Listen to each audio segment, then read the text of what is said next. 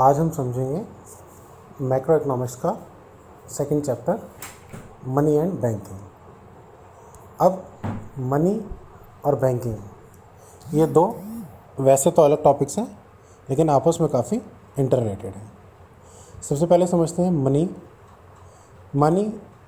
हम सभी मनी को जानते हैं, मनी का यूज़ करते हैं और मनी की बहुत इम्पोर्टेंस है हम सबकी लाइफ में। लेकिन मनी को डिफ़ाइन कैसे किया जा सकता है? मनी को हम कह सकते हैं कि ऐसी कोई चीज़ जिसे जनरली मतलब आम तौर पर as a medium of exchange से हमारा क्या मतलब है? अगर हमें कोई सामान, गुड या कोई सर्विस बाय करनी है, ख़रीदनी है, तो उसके बदले मनी देकर हम वो गुड या सर्विस परचेज़ कर सकते हैं। And at the same time acts as a measure का मतलब किसी चीज़ को कैलकुलेट करने के लिए। स्टोर ऑफ वैल्यू, मनी को हम आसानी से स्टोर करके रख सकते हैं, क्योंकि सामान को स्टोर करके रखना मुश्किल होता है, लेकिन उसी सामान की वैल्यू के बराबर मनी को स्टोर करके रखना काफ़ी आसान होता है। And standard of deferred payment से हमारा मतलब होता है हमने किसी से सामान या कोई चीज़ या पैसे उधार लिए, तो उसको फ्यूचर में लौटाने के लिए मनी का यूज़ किया जाता है। क्योंकि सामान जो हम अभी बार्टर सिस्टम में देखेंगे, अगर कोई किसी से सामान लेता है और उसको रिटर्न करता है, तो सामान की वैल्यू हो सकता है कि डिटेरियोरेट हो जाए, यानी कि कम हो जाए। लेकिन मनी के साथ ऐसा नहीं होता।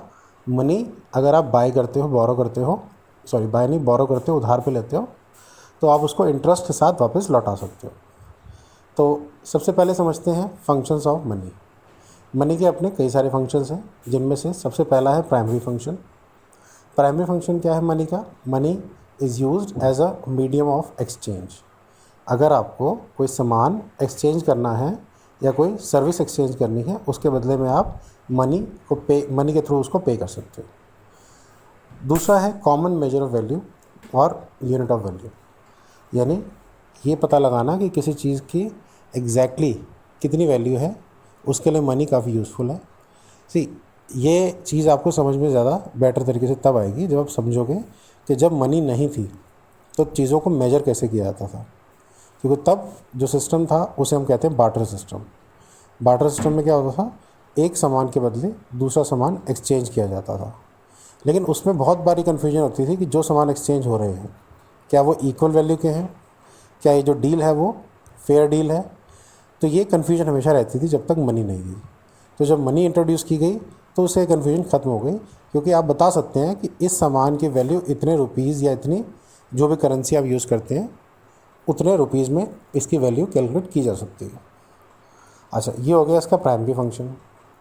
फिर आते हैं सेकेंडरी फंक्शंस, जिसमें स्टैंडर्ड ऑफ डेफर्ड पेमेंट्स का मतलब क्या होता है कि आप अगर कोई सामान आज उधार पर लेते हैं या पैसे उधार पर लेते हैं, तो आप रिटर्न करने के लिए मनी का यूज़ कर सकते हैं। उसके लिए आप सिंपली जो पैसा आपने उधार लिया है उसे एक्स्ट्रा अमाउंट पे करके, रीपे करके, जिसने आपको उधार पर दिया है उसे कुछ बेनिफिट प्रोवाइड कर सकते हैं। नेक्स्ट है स्टोर ऑफ वैल्यू। अब स्टोर ऑफ वैल्यू मतलब अगर किसी सामान को स्टोर करके रखना हो तो ये बड़ा मुश्किल काम हो सकता है, क्योंकि सामान की वैल्यू ख़राब हो जाती है। लेकिन मनी को स्टोर करके रखना, सालों साल तक स्टोर करके रख सकते हैं। और ख़ास करके अब तो बैंक्स में या ऑनलाइन पैसा आप स्टोर करके रख सकते हैं, उसकी वैल्यू स्टोर रह सकती है, यानी वैल्यू घटेगी नहीं। करेंसी की वैल्यू घटती बढ़ती है, वो अलग बात है, लेकिन मनी की अपने आप में डिटेरियोरेशन नहीं होती है। नेक्स्ट है ट्रांसफ़र ऑफ वैल्यू। अब मनी को आप एक जगह से दूसरी जगह पर आसानी से ट्रांसफ़र कर सकते हैं। जैसे मान लो अगर आपको 10 करोड़ रुपए ट्रांसफ़र करने हो और 10 करोड़ रुपए का सामान ट्रांसफ़र करना हो, तो उसमें बिल्कुल ईजी जो है, कन्वीनियंट जो है, वो 10 करोड़ रुपए ट्रांसफ़र करना है। नेक्स्ट है कॉन्टिंजेंट फंक्शंस। मनी जो है वो क्रेडिट का बेस है, क्योंकि जब आपको किसी को उधार पे कुछ सामान देना है या ख़रीदना है उससे, तो उसके लिए मनी के थ्रू उसकी पेमेंट क्रेडिट पर बाद में की जा सकती है। अगला है लिक्विडिटी, क्योंकि मनी आसानी से उसको अलग अलग यूनिट्स में तोड़ा जा सकता है। जैसे 10 रुपये का नोट है, उसको 10 1 रुपये के सिक्कों में बदला जा सकता है।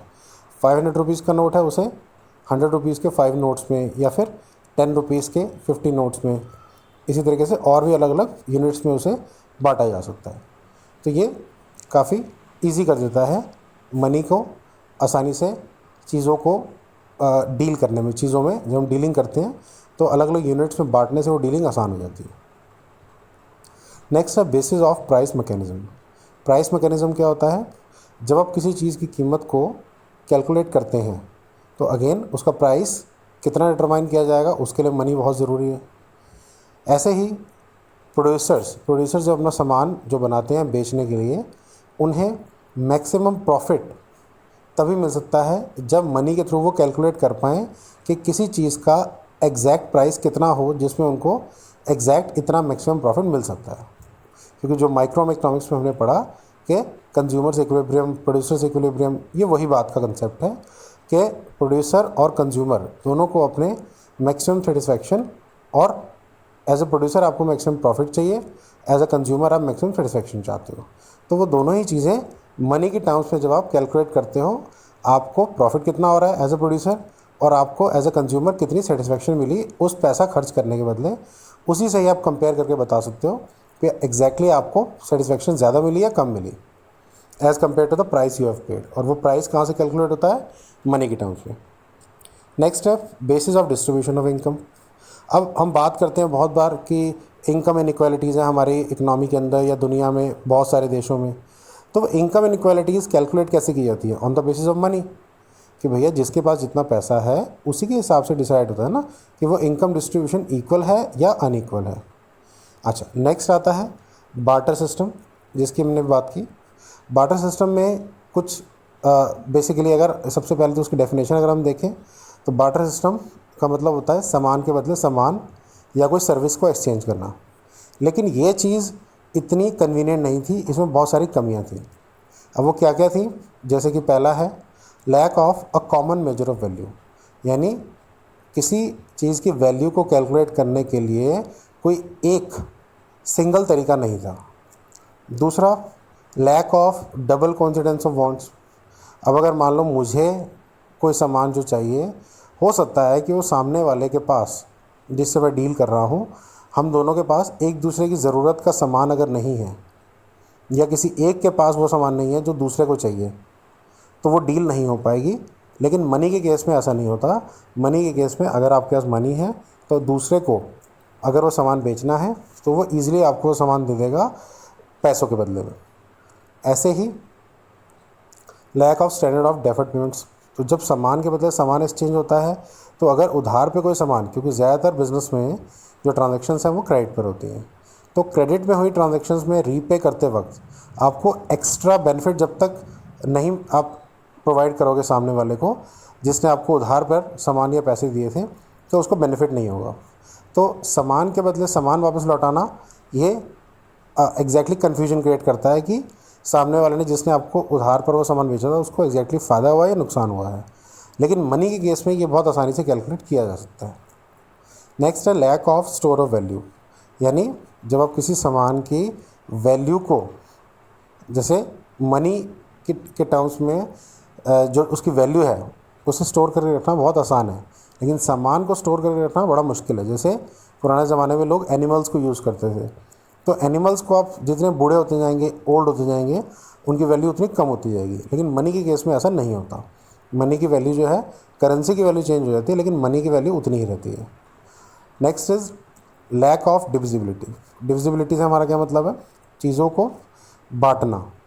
क्योंकि जब हम फॉर एग्ज़ाम्पल अगर हम बात करें किसी एनिमल की, और एक एनिमल के बदले में अगर हमें कोई सामान चाहिए, तो अगर उस एनिमल की वैल्यू उस सामान से दुगनी है, डबल है, या उस सामान की वैल्यू उस एनिमल से आधी है, तो आप एनिमल को आधा तो नहीं करोगे। तो कुछ चीज़ें ऐसी होती हैं जहाँ पर जिनको डिवाइड नहीं किया जा सकता। जैसे अगर हम पेयर ऑफ शूज़ का एग्जांपल लें, अगर हम एक पेयर ऑफ शूज़ दे रहे हैं किसी को और उसके बदले कोई चीज़ ले रहे हैं जिसकी वैल्यू उस पेयर ऑफ शूज़ के मुकाबले आधी है, तो क्या हम ऐसा तो नहीं करेंगे ना एक लेग वाला शू उसे दे दें और उसे बोले कि भैया ये तो ऐसे ही करना पड़ेगा। तो वहाँ पर मनी के टर्म्स में लेकिन ये आसान हो जाता है। आपके पास 1000 रुपये हैं, आप किसी को 500 रुपये देकर वो चीज़ ले सकते हैं अगर उसकी वैल्यू आधी है तो। अच्छा, ऐसे है difficulty in exchange of services. जब किसी चीज़ को एक्सचेंज किया जाता है तो एक्सचेंज के लिए आपको एक प्रॉपर सामान के बदले सामान जब एक्सचेंज किया जाता है तो वो मनी के टर्म्स में जब एक्सचेंज करना हो तो वो काफ़ी आसान हो जाता है। यानी कि अगर हम इसको देखें तो जो मनी के टर्म्स में जब हम चीज़ों को एक्सचेंज करते हैं तो वो काफ़ी आसान हो जाता है और इसी वजह से ट्रेड और बिज़नेस काफ़ी फलते फूलते हैं। लेकिन जब मनी की जगह पर सामान को एक्सचेंज किया जाता था तो वो काफ़ी डिफ़िकल्ट हो जाता था कई बार उसको। सर्विसेज को ख़ास करके केस के अगर देखा जाए, सर्विसेज के केस में उनको एक्सचेंज करने के लिए अगर सामने वाले के पास उतना सामान है उस समय प्रोवाइडेड जहाँ पर वो ट्रांजैक्शन हो रही है तो वो डील हो जाती थी। लेकिन क्योंकि सामान को कैरी करना हर जगह बड़ा मुश्किल होता है तो वो चीज़ भी काफ़ी डिफ़िकल्ट हो जाती थी।